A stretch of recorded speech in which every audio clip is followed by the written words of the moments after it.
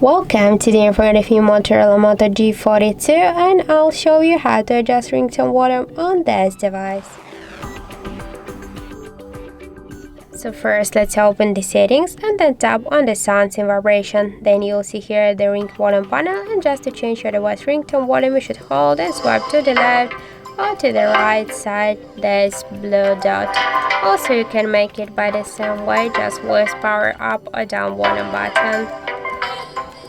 Okay, if you wanna make it by the third way, just press up or down volume button, then click here on the three dots and switch also ringtone volume by the same way, just swipe to the left or to the right side this blue dot and then just tap here to done, and that's it.